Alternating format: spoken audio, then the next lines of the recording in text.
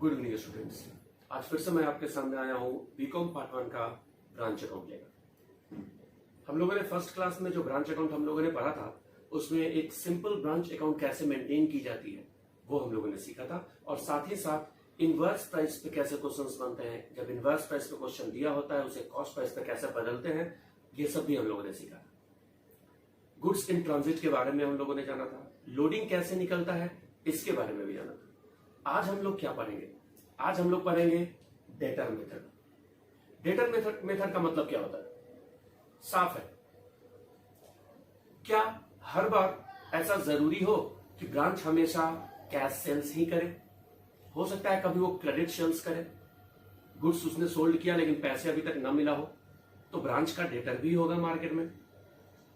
In that case there must be some opening balance of debtor as well as closing balance of debtor, some amount of cash received from debtor, maybe some provisions are maintained, maybe some bad debt, some discount।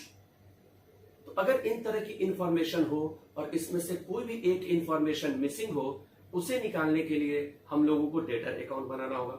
Similarly अगर stock से related किसी प्रकार का information missing हो तो हम लोगों को स्टॉक अकाउंट बनाकर स्टॉक क्लोजिंग स्टॉक हो अगर मिसिंग हो तो निकालना पड़ेगा, क्योंकि हम लोग जानते हैं कि ब्रांच अकाउंट बनाते समय ओपनिंग स्टॉक और क्लोजिंग स्टॉक, ओपनिंग डेटा और क्लोजिंग डेटा, ये सब रिकॉर्ड करते हैं। इसलिए इन तमाम इंफॉर्मेशन हमारे पास पहले से होने चाहिए। And if it is not given in the question before solving branch account, before preparation of branch account, first of all we will have to compute the balance of stock and the balance of debtor as well. ये जो दो account maintain करते हैं हम लोग, stock account और debtor account, इसे हम लोग वर्किंग नोट में बनाते हैं। This is not the part of solution, ये सॉल्यूशन का पार्ट नहीं है। सॉल्यूशन में हम लोग केवल एक वाइचर अकाउंट मेंटेन करते हैं जिसको बोलते हैं ब्रांच अकाउंट। ठीक है, तो वर्किंग नोट के माध्यम से हम लोग डेटर अकाउंट कैसे बनाएंगे और स्टॉक अकाउंट कैसे बनाएंगे वो पहले देखेंगे। बहुत छोटा सा टॉपिक है, और उसको देखने के तुरंत बाद हम लोग स्टॉक और डेटर मेथड भी आज करेंगे। ठीक है, स्टॉक एंड डेटर मेथड बहुत इंपॉर्टेंट मेथड है ब्रांच अकाउंटिंग का, और अगर एक बार वो आप समझ लिए तो समझिए कि ब्रांच अकाउंट आपका कंप्लीट हो गया। ठीक है, तो चलते हैं हम लोग डेटर अकाउंट और स्टॉक अकाउंट में। चलिए स्टूडेंट्स, तो ये है आपका ब्रांच डेटर अकाउंट का फॉर्मेट। ठीक है, डेटर हो चाहे स्टॉक हो, हम सब जानते हैं 11th क्लास से पढ़ते हुए आ रहे हैं, ये दोनों हमारे लिए एसेट्स है, इसलिए डेबिट बैलेंस होता है। एसेट्स का नियम क्या है? Debit what comes in, credit what goes out. अगर दूसरे नियम से देखेंगे, debit increases then debited, all assets increases then debited and decreases then credited. हम लोग पहले से पढ़े हुए जानते हैं ये सब चीज। ठीक है, सब जानते हैं कि एसेट्स जितना बढ़ेगा डेबिट में रिकॉर्ड होगा और एसेट्स जितना डिक्रीज होगा वो क्रेडिट में रिकॉर्ड होगा। ये जानते हुए आगे बढ़ते हैं। अब जाहिर सी बात है कि डेटर इंक्रीज कब होगा? जितना क्रेडिट सेल्स करेंगे डेटा इंक्रीज होते रहेगा। तो to balance BD will start with opening balance of debtor in debit side. ये डेबिट होता है, ये क्रेडिट होता है, सबको पता है ना? ठीक, तो टू बैलेंस बीडी यहां से स्टार्ट कर रहे हैं। क्रेडिट सेल्स से डेटर इंक्रीज होता है, जितना आप क्रेडिट सेल कीजिएगा डेटर आपका उतना इंक्रीज होते रहेगा। तो मैंने क्रेडिट सेल को डेबिट साइड में रिकॉर्ड किया। कैश अकाउंट, कैश अकाउंट का मतलब होता है मैंने जो डेटर को क्रेडिट सेल कर रखा था, अगर कुछ दिनों के बाद उसने मुझे कुछ पैसा भेजा, ठीक है, मुझे पैसे रिसीव करना है, तो कैश रिसीव्ड फ्रॉम डेटा। कभी कभी क्वेश्चन में कैश रिसीव्ड ऑन लेजर भी दिया रहेगा। ठीक है, तो कैश रिसीव्ड फ्रॉम डेटा, जो भी अमाउंट होगा उसे मैं लिख दूंगा। अगर मैंने डेटर को कुछ डिस्काउंट दे रखा है वो डिस्काउंट, अगर मैंने डेटर के अगेंस्ट कोई प्रोविजन बना के रखा है, provision, bad debt, sales return और बैलेंस सीडी। ठीक है, क्लियर है, कोई दिक्कत नहीं है। जो 11th में पढ़े थे वही कॉन्सेप्ट से चल रहे हैं हम लोग, ग्रेजुएशन में कुछ नया नहीं है। टू बैलेंस बीडी और टू क्रेडिट सेल्स, ये दो आइटम डेबिट साइड में रिकॉर्ड हो रहा है।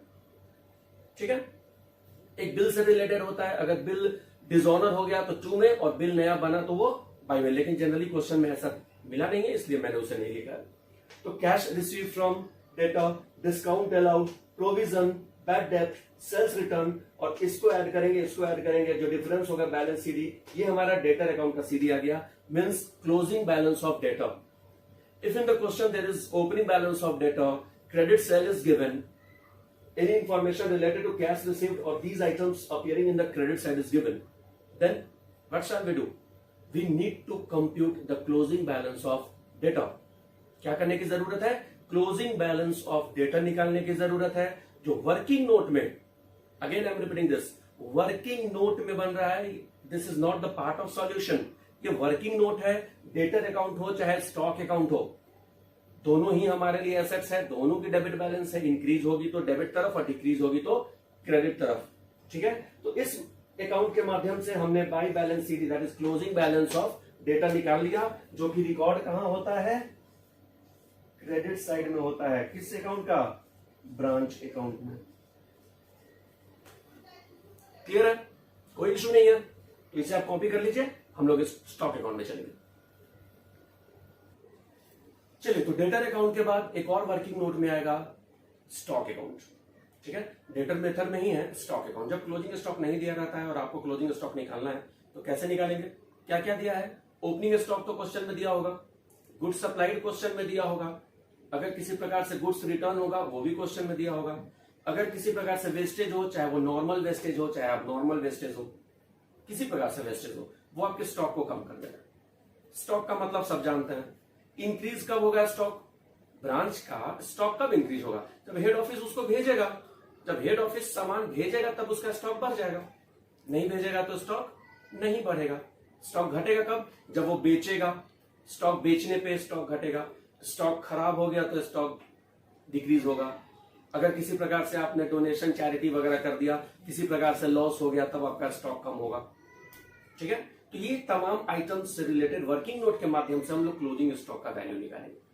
कैसे निकलेगा, सबसे पहले हम लोग टू बैलेंस बीडी और गुड सप्लाइड को डेबिट साइड में लिखेंगे। Opening stock, to balance BD और गुड सप्लाइड, ये दोनों ऐसे आइटम है जो आपके स्टॉक को इंक्रीज कर रहे हैं, तो इन दोनों आइटम्स को आपने डेबिट तरफ रिकॉर्ड कर दिया। क्रेडिट में क्या क्या रिकॉर्ड करेंगे, बाई सेल्स अकाउंट। कैसा सेल्स, कैश सेल्स या क्रेडिट सेल्स, कुछ भी होगा, ये क्या फर्क पड़ता है, कैश सेल्स हो चाहे क्रेडिट सेल्स हो, स्टॉक तो कम हो रहा है, तो कैश सेल्स बना रहे हैं चाहे क्रेडिट सेल बना रहे हैं, हमें तो वर्किंग नोट से क्लोजिंग स्टॉक निकालना है। अगर बिना इसके बनाए आप क्लोजिंग स्टॉक ऐसे ही निकाल लेते हैं तो इसकी जरूरत भी नहीं है। ठीक है, हमें तो क्लोजिंग स्टॉक चाहिए, तो आप सेल्स लिखो, कैश प्लस क्रेडिट दोनों सेल्स को यहाँ पे जोड़ दो। अब वेस्टेज हो गया, नॉर्मल वेस्टेज हो चाहे एब नॉर्मल वेस्टेज हो, दोनों को क्रेडिट में मैंने रिकॉर्ड किया। अगर किसी प्रकार से कस्टमर मैंने जो ब्रांच को गुड्स भेजा था, अगर वो मुझे रिटर्न कर दे रहा है तो ब्रांच का गुड्स कम हो गया। मैंने गुड्स भेजा था उसे तो मैंने डेबिट में लिखा था, उसने मुझे रिटर्न कर दिया तो मैं किधर लिखूंगा, क्रेडिट में लिखूंगा। अगर मैंने सेल्स को क्रेडिट में लिखा है और सेल्स किया हुआ कोई गुड्स रिटर्न होकर आ गया है मेरे पास, तो उसे मैंने डेबिट में लिखा है, सेल्स रिटर्न। तो डेबिट में केवल 3 आइटम्स आ रहे हैं, कौन कौन से, to balance BD that is opening stock, goods supplied by head office to branch, and the third one is sales return by customers. ठीक है, क्रेडिट में क्या कह रहा है, बाई सेल्स, कैश सेल्स हो चाहे क्रेडिट सेल्स हो, बाई वेस्टेज, नॉर्मल वेस्टेज हो चाहे एबनॉर्मल वेस्टेज हो, goods return and by balance CD. By balance CD will be the balancing figure. ठीक है, मैं बैलेंस करके ये भी बना लिया, मैंने बैलेंस करके वो भी बना लिया, और दोनों आइटम्स को कहां लिखेंगे हम लोग, दोनों आइटम्स को ब्रांच अकाउंट के क्रेडिट साइड में रिकॉर्ड कर देंगे, चाहे वो क्लोजिंग स्टॉक हो चाहे वो क्लोजिंग बैलेंस ऑफ डेटर हो। क्लियर है, कोई दिक्कत नहीं है, जैसे पहले बनाते थे उसके बाद वैसे ही बनाएंगे, क्वेश्चंस में कोई बदलाव नहीं होगी। जैसे हम लोग ब्रांच अकाउंट का फॉर्मेट पहले से पढ़े थे, जैसे लोडिंग निकालना है सब चीज वैसे ही करेंगे। ठीक है, कोई दिक्कत नहीं। चलते हैं अगले टॉपिक की ओर, stock and debtor account, the most important topic. बहुत टफ नहीं है, नाम से लोग डर जाते हैं कि stock debtor account, stock debtor account. देखते हैं आज कितना टफ है, सामना होता है। ठीक है, ज्यादा टफ नहीं है, आराम से होगा। उसके पहले स्टॉक अकाउंट और ब्रांच अकाउंट दोनों को कॉपी कर लीजिए, फिर आगे बढ़ते हैं। तो चलिए ब्रांच अकाउंट के अगले टॉपिक और सबसे इंपॉर्टेंट टॉपिक की ओर चलते हैं हम लोग, स्टॉक एंड डेटर मेथड। ठीक है, हम लोगों ने अभी 2 अकाउंट मेंटेन करना सीखा था, स्टॉक अकाउंट और डेटर अकाउंट। इस मेथड के अंदर भी हम लोग स्टॉक अकाउंट मेंटेन करेंगे, डेटर अकाउंट मेंटेन करेंगे, लेकिन दोनों अकाउंट में अब फर्क हो जाएगा। उस फर्क को समझेंगे। स्टॉक एंड डेटर मेथड में जितने नंबर्स ऑफ अकाउंट मेंटेन होते हैं वो सब बनाना सीखेंगे। बहुत आसान है, ज्यादा लेंदी नहीं है, सारे अकाउंट्स बनेंगे। ठीक है, तो सबसे पहले तो हम लोग यह जान जाए कि स्टॉक एंड डेटर मेथड में कौन कौन से लेजर ओपन होते हैं, कौन कौन सा अकाउंट खोला जाता है। ठीक है, तो सबसे पहले ओपन होता है वो है ब्रांच डेटर अकाउंट। क्या है, ब्रांच डेटर अकाउंट। फिर क्या ओपन होता है, ब्रांच स्टॉक अकाउंट। कौन सा, ब्रांच स्टॉक अकाउंट। फिर क्या होता है, branch adjustment account, stock account के जस्ट बाद आप एडजस्टमेंट अकाउंट ओपन कीजिएगा, क्योंकि एडजस्टमेंट अकाउंट टोटल आधारित है किस पे, ब्रांच स्टॉक अकाउंट पे। तो नंबर 1 क्या था, ब्रांच डेटर अकाउंट। नंबर 2 क्या है, ब्रांच स्टॉक अकाउंट। नंबर 3 क्या है, ब्रांच एडजस्टमेंट अकाउंट। नंबर 4 क्या है, branch profit and loss account. And number 5 क्या है, ब्रांच एक्सपेंस अकाउंट। ठीक है, ये जो ब्रांच एक्सपेंस अकाउंट है ना, ये ऑप्शनल है, आपकी अगर मर्जी होगी बनाइएगा, नहीं मर्जी होगी मत बनाइएगा। मेरी मानिए तो अगर जब तक ये क्वेश्चन में न बोले कि ब्रांच एक्सपेंस अकाउंट बनाइए, there is no need to maintain branch expense account. तो हम लोग बस 4 अकाउंट मेंटेन करना सीखेंगे।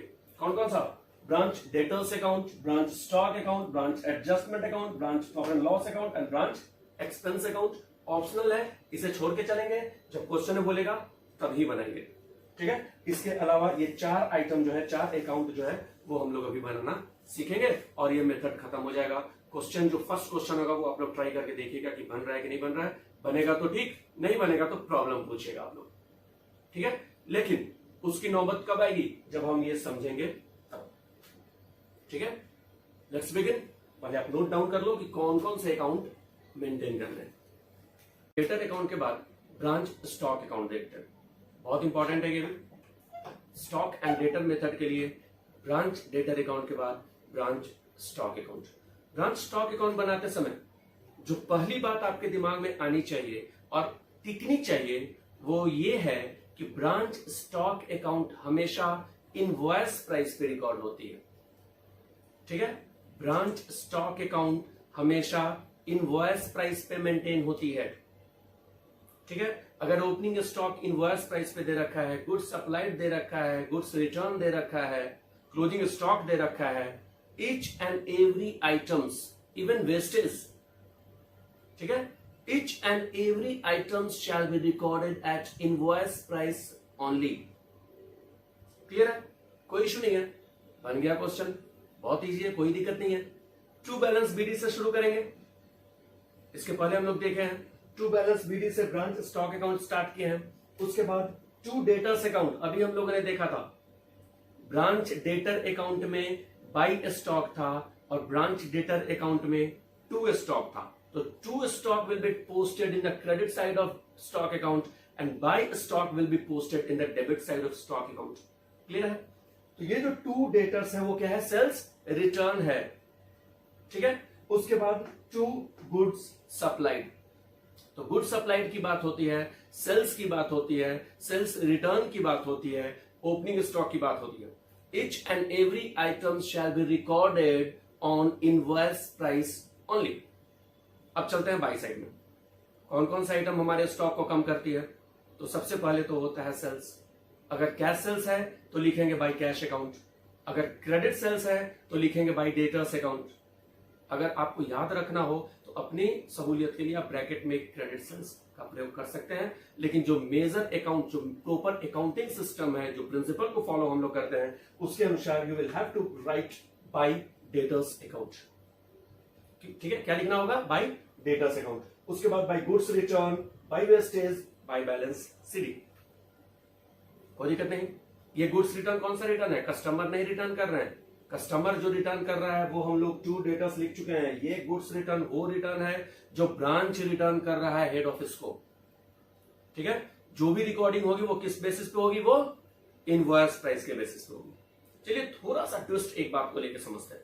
ये जो वेस्टेज है, ये जो वेस्टेज है, ये मैं अभी पूरा वेस्टेज यहां पे लिख रखा हूं, लेकिन आगे चल के ये बदलने वाला है। तो आप लोग जब कॉपी कीजिएगा तो इस वेस्टेज को छोड़ के, इस वेस्टेज को छोड़ के बाकी टोटल आप लोग कॉपी कर लीजिएगा। ठीक है, इसकी जगह भी आप लोग खाली छोड़िएगा, वेस्टेज मत लिखिएगा, वेस्टेज की जगह खाली छोड़िएगा और इसके नीचे 2-3 लाइन छोड़ के बाय बैलेंस सीडी लिखिएगा, क्लोजिंग स्टॉक, वो भी इनवर्स प्राइस पे। ठीक है, तो जो टू बैलेंस बीडी लिखेंगे, डेटर्स लिखेंगे, गुड्स सप्लाइड लिखेंगे, कैश लिखेंगे, डेटर्स लिखेंगे, गुड्स रिटर्न लिखेंगे, बाय बैलेंस सीडी लिखेंगे, वेस्टेज का जगह अभी छोड़े रखेंगे। क्यों, देखते हैं आगे। ठीक है, वेस्टेज को खाली छोड़ के बाकी प्रॉपर अकाउंट आप मेंटेन कर लीजिए।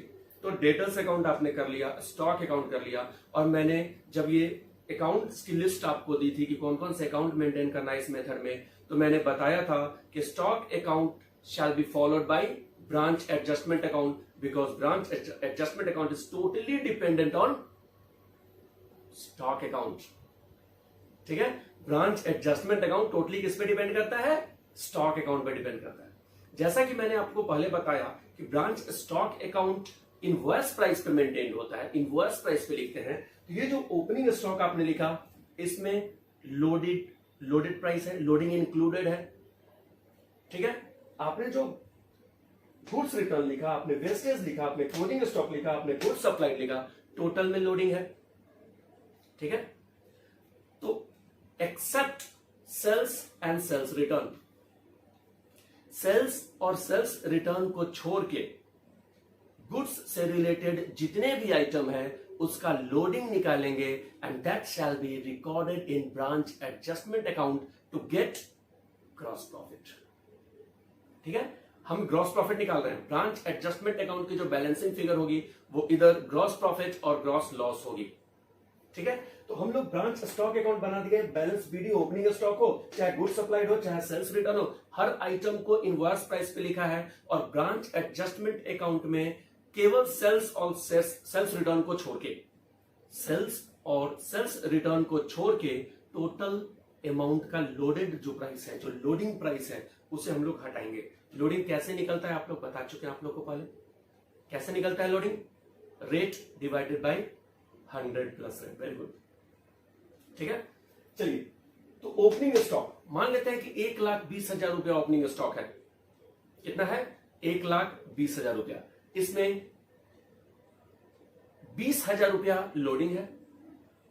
ठीक है, 20,000 रुपया क्या है? लोडिंग है। सपोज कॉस्ट प्राइस प्लस 20% था, तो 20 डिवाइडेड बाई 120 मतलब 1/6। तो 1,20,000 1/6 20,000 रुपया। ये जो ओपनिंग स्टॉक का लोडिंग है, that will be recorded in the opposite side of branch adjustment account. ठीक है, the loading of each and every account recorded in stock account except sales and sales return, ठीक है, will be posted in the opposite side of branch adjustment account। Means opening stock debit तरफ है तो branch adjustment में किधर record होगा? Credit तरफ loading record होगा। अगर क्लोजिंग स्टॉक का लोडिंग निकालेंगे तो किधर रिकॉर्ड होगा? डेबिट तरफ रिकॉर्ड होगा। क्लियर है? और लिखेंगे क्या? लोडिंग नहीं, लिखेंगे stock reserve account.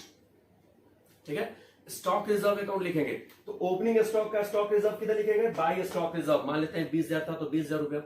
Closing stock का किधर लिखेंगे? To stock reserve. Goods supplied का किधर लिखेंगे? By stock reserve. अगर गुड्स रिटर्न होगा तो उसको किधर लिखेंगे? To stock reserve. वेस्टेज रहेगा। ठीक है, कोई दिक्कत नहीं, डायगोनली प्लेस करते जाएंगे। अब sales, cash, debtor and debtor इधर, मतलब कैश सेल्स, क्रेडिट सेल्स और सेल्स रिटर्न, ये 3 आइटम बच गए। क्यों? क्योंकि इसे तो रिकॉर्ड करना ही नहीं है। तो जो सेल्स है, कैश सेल्स है, जो क्रेडिट सेल्स है और सेल्स रिटर्न है, उसे छोड़कर स्टॉक अकाउंट में जो भी अकाउंट है उसकी लोडिंग ब्रांच एडजस्टमेंट अकाउंट के अपोजिट साइड में मेंटेन कर देंगे। ठीक है, कोई दिक्कत नहीं। मान लेते हैं एक उदाहरण के तौर पे कि मेरा वेस्टेज है 1200 रुपया। वेस्टेज कितना है? 1200 रुपया। और ये वेस्टेज कैसा है? एबनॉर्मल वेस्टेज है। ये वेस्टेज कैसा है? एबनॉर्मल वेस्टेज है। 1200 रुपया। मैंने आपको मना करा था ये वेस्टेज लिखने के लिए 1200 रुपया। क्यों? अब पता चलेगा। ठीक है, ये 1200 रुपया जो वेस्टेज हुआ एबनॉर्मल वेस्टेज है। मैंने आपको मना किया था लिखने के लिए। इसका 200 रुपया मैंने यहां स्टॉक रिजर्व भी लिख दिया। लोडिंग जो है 200 रुपया मैंने लिख दिया स्टॉक रिजर्व। ठीक है, अब बाकी का रिकॉर्डिंग कहां होगा वो हम लोग देखेंगे। ठीक है, तो आपने ब्रांच एडजस्टमेंट अकाउंट में जीपी या जीएल निकाल लिया, कोई दिक्कत नहीं हुआ, होना भी नहीं चाहिए। ठीक है, क्योंकि ओपनिंग स्टॉक का स्टॉक रिजर्व इधर आ गया, लोडिंग गुड्स सप्लाइड का भी इधर आ गया, गुड्स रिटर्न का इधर आ गया, वेस्टेज का इधर आ गया, क्लोजिंग स्टॉक का इधर आ गया, and this account will be balanced with इधर ग्रॉस प्रॉफिट और ग्रॉस लॉस। ठीक है, ये बना लीजिए। इसके बाद एक अकाउंट और बचेगा, ब्रांच पीएल अकाउंट। अभी मैं इसे रब नहीं करने वाला हूं, ये अभी आपके सामने रहेगा, क्योंकि बाकी टोटल अकाउंटिंग तो आपने मेंटेन कर लिया। लेकिन वेस्टेज मैंने क्यों छोड़ा है? ये भी आपको पता चलेगा। तो वेस्टेज छोड़ के बाकी टोटल आपको फॉर्मेट लिख लेना है। वेस्टेज मत लिखिएगा, मन होगा तो लिखिएगा, साइड में उसको दो भागों में ट्रीट कर दीजिएगा। प्रॉपर अकाउंटिंग के हिसाब से wastage will not be recorded in the branch stock account, चाहे वो नॉर्मल हो चाहे एबनॉर्मल हो। एबनॉर्मल वेस्टेज क्या होता है पता है ना, अदर देन नॉर्मल वेस्टेज। जो नॉर्मल रेट ऑफ वेस्टेज होते हैं जो प्रोडक्शन के दौरान होते हैं वो तो ठीक है, लेकिन loss by fire, loss by theft, ये सब जो जिस प्रकार के वेस्टेज होते हैं उसे एबनॉर्मल वेस्टेज कहते हैं। अगर इस प्रकार के वेस्टेज हुआ तो उसके लोडिंग को तो मैंने टू साइड में ब्रांच एडजस्टमेंट में रिकॉर्ड कर दिया, बाकी का क्या करेंगे और यहां पर क्या लिखेंगे कुछ देर में। उसके पहले ये टोटल अकाउंटिंग आप लोग रिकॉर्ड कर लीजिए। वीडियो को 1 मिनट के लिए पॉज कीजिएगा और टोटल जूम करके आप लोग लिख लीजिए। थोड़ी कठिनाइयां जरूर हो रही है, लेकिन मैं घर पे ही बैठ के आप लोगों को पढ़ा रहा हूँ, इसलिए थोड़ी कठिनाइयां हो रही है, क्लास में नहीं जा पा रहा हूँ मैं, तो जितना हो सकता है मैं आपके लिए रख रहा हूँ आपके सामने। तो आप लोग भी अपना बेस्ट दो। अगर ईमानदारी से पढ़ना है तो दिख रहा है, पर्याप्त है, ठीक है, नोट डाउन, ठीक है। तो अब आपने ब्रांच स्टॉक अकाउंट कर लिया, ब्रांच एडजस्टमेंट अकाउंट कर लिया। रिमेंबर अभी तक आपने ब्रांच स्टॉक अकाउंट का एक आइटम वेस्टेज को छोड़ रखा है, ठीक है। आप वेस्टेज भी लिख सकते थे अगर वो केवल वर्किंग नोट का हिस्सा रहता तो, क्योंकि यहाँ वर्किंग नोट का हिस्सा नहीं है तो we will have to follow the proper accounting system, ठीक है। तो वहां वेस्टेज नहीं लिखे, बाकी टोटल आइटम्स आप लोगों ने कॉपी कर लिया होगा और वेस्टेज के नीचे 2-3 लाइन छोड़ने के लिए जो मैंने बोला था वो भी आपने कर रखा होगा। ब्रांच एडजस्टमेंट अकाउंट जो मैंने बनाया था जिसमें लोडिंग से रिलेटेड था, वो बना के आपने ग्रॉस प्रॉफिट या ग्रॉस लॉस निकाल लिया, ठीक है। और शुरू से हम लोग जानते हैं कि ट्रेडिंग अकाउंट में जो ग्रॉस प्रॉफिट या ग्रॉस लॉस आता है that is posted in PL account diagonally, ठीक है। तो ब्रांच एडजस्टमेंट एक तरह से ट्रेडिंग अकाउंट ही है ना। वो मैंने क्या किया, उससे मैंने लोडिंग प्राइस करके जीपी या जीएल निकाल लिया, that is posted to profit and loss account. और प्रॉफिट एंड लॉस अकाउंट का काम क्या है कि जितने भी एक्सपेंसेस अभी तक आपने रिकॉर्ड नहीं किया है उन सभी एक्सपेंसेस को पीएल अकाउंट में आपको ट्रांसफर कर देना है। अब सवाल उठते हैं कि क्या केवल रेंट, सैलरी और वेजेस को, तो नहीं, रेंट हो, सैलरी हो, वेजेस हो और एनी नॉन कैश एक्सपेंसेस हो like depreciation, bad debt provision, discount, इन तमाम आइटम्स को भी हम लोग branch profit and loss account में रिकॉर्ड करते हैं। और जीपी में से सभी एक्सपेंसेस, चाहे वो कैश एक्सपेंस हो चाहे वो नॉन कैश एक्सपेंस हो, माइनस करते हैं तो जो आंसर आता है उसे कहते हैं नेट प्रॉफिट या नेट लॉस।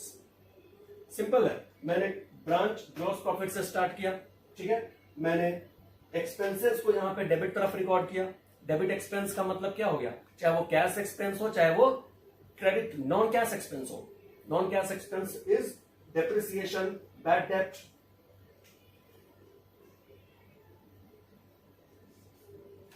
डिस्काउंट, ठीक है। और जो स्टॉक में एबनॉर्मल वेस्टेज हुआ था वो, ठीक है, जो भी एबनॉर्मल वेस्टेज हुआ था that must be transfer to profit and loss account. एक चीज हमेशा याद रखिएगा, वेस्टेज में अगर वो नॉर्मल वेस्टेज है वो ट्रेडिंग अकाउंट में रिकॉर्ड होता है, अगर वो एबनॉर्मल वेस्टेज है वो कहां रिकॉर्ड होता है, वो पीएल अकाउंट में रिकॉर्ड होता है।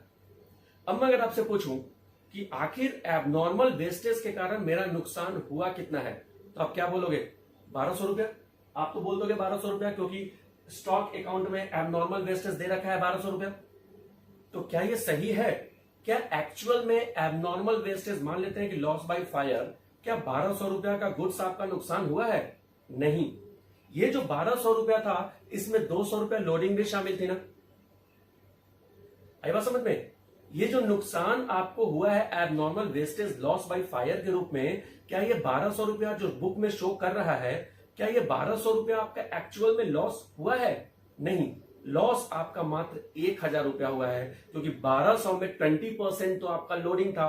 1200 रुपया तो लोडेड प्राइस पे दिया हुआ है। मैंने स्टॉक अकाउंट में जितने भी ट्रांजेक्शन को रिकॉर्ड किए हैं that is on loaded price, invoice price. तो वो 1200 रुपया में से लोडिंग का मैंने पहले यहां निकाल दिया। अब जो 1000 रुपया बचा लोडिंग को हटाने के बाद कॉस्ट प्राइस, वो पोस्ट हो जाएगा आपको ब्रांच पीएल अकाउंट में। अब बात समझ में आया कि वो मैंने क्यों छोड़ने के लिए बोला था। ये जो वेस्टेज है वो मैं वेस्टेज ना लिख के उन दोनों अकाउंट का नाम लिखूंगा जहां पे वो पोस्ट हो रहा है। ठीक है, तो कहां पे पोस्ट हो रहा है? 200 रुपया जा रहा है ब्रांच एडजस्टमेंट अकाउंट में, स्टॉक रिजर्व में, और 1000 रुपया जा रहा है प्रॉफिट एंड लॉस अकाउंट में। अब उस वेस्टेज के जगह पे इन दो अकाउंट का नाम लिख दीजिए। ब्रांच एडजस्टमेंट में कितना रुपया जा रहा है? 200 रुपया। जो लोडिंग है मैंने 1200 लोडेड प्राइस को दो भागों में बांट दिया। क्यों? क्योंकि अब लॉस में काउंट कर रहा हूं, मैं लॉस गिन रहा हूं। लॉस कितने रुपए का हो गया भाई? 1200 रुपया का लॉस है। अगर मेरे पास 1000 रुपया का जो गुड्स पड़ा हुआ है उसकी लोडेड प्राइस जो 1200 रुपया है, 20% ऐड करके 1000 में 200 रुपया जोड़े तो 1200 रुपया। तो 1200 रुपया का जो लोडेड प्राइस है, if this has been burn, वो जल गया, लॉस बाय फायर हो गया। तो अगर वो लॉस बाय फायर हुआ तो क्या एक्चुअली में मेरा 1200 रुपया का नुकसान हुआ? नहीं, लॉस तो केवल कॉस्ट प्राइस पे होता है। गुड्स आखिर नुकसान कितने का हुआ? 1000 रुपया का। तो 1200 में से 200 मैंने लोडिंग निकाल लिया और 1000 रुपया का जो लॉस हुआ that is transfer to profit and loss account. अब मैंने ब्रांच पीएल अकाउंट में उसको ट्रांसफर कर दिया और तब जाके अकाउंट को बैलेंस किया। नेट प्रॉफिट आएगा या नेट लॉस आएगा, या आपके ब्रांच का नेट प्रॉफिट या नेट लॉस है। क्लियर है? कोई दिक्कत नहीं है। तो कौन कौन से अकाउंट हम लोग देखें स्टॉक एंड डेटर मेथड में? सबसे पहले हम लोग बनाए थे ब्रांच डेटर्स अकाउंट, जो कि इसके पहले वर्किंग नोट में भी वही था, बस लिखने की प्रक्रिया में थोड़ी सी परिवर्तन थी। जो प्रोसेस था उसमें थोड़ा सा चेंज हुआ था। उसके बाद हम लोग बनाए थे branch stock account. Stock account के लिए क्या याद रखना है? तो बस याद यही रखना है कि ब्रांच स्टॉक जब भी बनाएंगे उसमें किस प्राइस पे लिखेंगे? इनवॉइस प्राइस पे लिखेंगे। ठीक है। ब्रांच स्टॉक अकाउंट के बाद कौन सा अकाउंट बनाना है? Branch adjustment account. Branch adjustment account में क्या याद रखना है कि सेल्स और सेल्स रिटर्न को छोड़कर जितने भी अकाउंट स्टॉक अकाउंट में रिकॉर्डेड है उन तमाम आइटम्स की लोडिंग को, वो लोडेड प्राइस पे है, इनवॉइस प्राइस पे है, तो जितने भी अकाउंट है उसके लोडिंग को उसके अपोजिट साइड में ट्रांसफर करना है एडजस्टमेंट में। मैंने ब्रांच एडजस्टमेंट अकाउंट बनाया तो या तो ग्रॉस प्रॉफिट नहीं तो ग्रॉस लॉस आया। बैलेंस करना सबको आता है। ग्रॉस प्रॉफिट हो चाहे ग्रॉस लॉस हो, इसी अकाउंट से, इसी बैलेंसिंग फिगर से हम लोग स्टार्ट करेंगे PL account, branch profit and loss account, जिसमें हर एक एक्सपेंसेस को डेबिट साइड में रिकॉर्ड करेंगे। डेबिट साइड में क्या क्या एक्सपेंस को रिकॉर्ड करेंगे, चाहे वो कैश एक्सपेंस हो चाहे वो नॉन कैश एक्सपेंस हो। कैश एक्सपेंस तो प्रत्यक्ष रूप में दिखाई देता है। नॉन कैश एक्सपेंस के रूप में कौन कौन से आइटम्स होते हैं? तो डिस्काउंट हो गया, प्रोविजन हो गया, बैड डेप्ट हो गया, डेप्रिसिएशन हो गया। आइटम्स तो निकालने आप लोग को आता ही होगा, डेप्रिसिएशन कैसे निकलता है। बैड डेप्ट क्वेश्चंस में दिए होते हैं, प्रोविजन दिए होते हैं, डिस्काउंट दिए होते हैं। ठीक है। और एबनॉर्मल लॉस, ये सभी अकाउंट को डेबिट साइड में रिकॉर्ड करने के बाद ब्रांच पीएल अकाउंट या तो आपको प्रॉफिट बता देगा या तो लॉस बता देगा। सिंपल है, कोई दिक्कत नहीं। तो एक बार आप लोग ब्रांच पीएल अकाउंट के फॉर्मेट को लिख लीजिए। बाय जीपी हो चाहे 2GL हो, ग्रॉस प्रॉफिट हो चाहे ग्रॉस लॉस हो, यहां से शुरू करेंगे और जो जो आइटम है आप लोग रिकॉर्ड कर लीजिए। एक्सपेंसेस है चाहे कैश हो चाहे नॉन कैश हो, डेप्रिसिएशन है, बैड डेप्ट है, डिस्काउंट है, स्टॉक है। ये जो स्टॉक है वो कौन सा स्टॉक है? वेस्टेज का है। वेस्टेज कौन सा? Abnormal wastage. बहुत बढ़िया। टू नेट प्रॉफिट या बाय नेट लॉस। ठीक है, कॉपी कर लीजिए एक बार। और ये सारे फॉर्मेट कर लेने के बाद, टॉपिक्स को समझ लेने के बाद, स्टॉक एंड डेटर मेथड के साथ साथ ब्रांच अकाउंटिंग आपका आज खत्म होता है। ठीक है। जितना नाम सुने होंगे उतना टफ तो लगा नहीं होगा। जहां तक मुझे लगता है कि स्टॉक एंड डेटर मेथड की जो हवा थी, जो डर था, वो डर के अनुसार ये टॉपिक है नहीं। ये टॉपिक खत्म हो गया होगा, ज्यादा इसमें कुछ लोचा तो है नहीं। तो उम्मीद करता हूं कि आप लोग समझ भी गए होंगे। तो टाइम निकालिए, क्वेश्चन को सॉल्व कीजिए। स्टॉक एंड डेटा मेथड से जितने भी क्वेश्चन है उसको सॉल्व कीजिए। अगर किसी प्रकार का प्रॉब्लम आ रहा है तो इसी वीडियो पे कमेंट कीजिए, यहीं पे कमेंट कीजिए। अगर जो डायरेक्ट कांटेक्ट मुझसे कर सकते हैं वो डायरेक्ट कांटेक्ट करके पूछिए, लेकिन पूछिएगा जरूर और क्वेश्चन भी बनाइए। अगले दिन एक नए चैप्टर के साथ आपके साथ जुड़ूंगा। तब तक के लिए शुभ रात्रि।